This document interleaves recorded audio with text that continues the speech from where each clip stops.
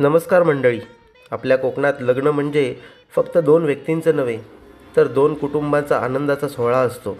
आणि या सोहळ्यात अनेक पारंपरिक प्रथा पाहायला मिळतात. त्यापैकी एक मजेशीर आणि उत्साहाने भरलेली प्रथा म्हणजे शोभना फोडणी, म्हणजेच लाकडं तोडण्याचा कार्यक्रम. शोभनं फोडण्याच्या तयारीत वाडीतील मंडळी एकत्र येतात. गमती करत आनंदाने ही लाकडे तोडली जातात. पूर्वीच्या काळी लग्नघरात जेवण बनवण्यासाठी मोठ्या प्रमाणात लाकडांची गरज असायची. त्यामुळे ही लाकडे आधीच तोडून तयार ठेवण्याची प्रथा सुरू झाली. पण हळूहळू ही गरज एक परंपरा आणि उत्सव बनली. गावातील तरुण, नातेवाईक आणि मित्रमंडळी सगळे मिळून लाकडे तोडतात. कुणी कुऱ्हाड चालवतं, कुणी लाकडे उचलतं, तर कुणी आजूबाजूला उभं राहून गमती करत असतात. ही प्रथा आपल्याला एक महत्त्वाचा संदेश देते, तो म्हणजे एकीने काम केलं तर कोणतंही काम सोपं होतं.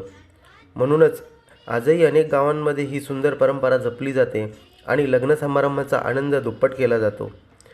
अशीच आपल्या संस्कृतीची आणि परंपरेची गोड झलक दाखवणारा हा कार्यक्रम म्हणजे शोभना फोडणी. धन्यवाद.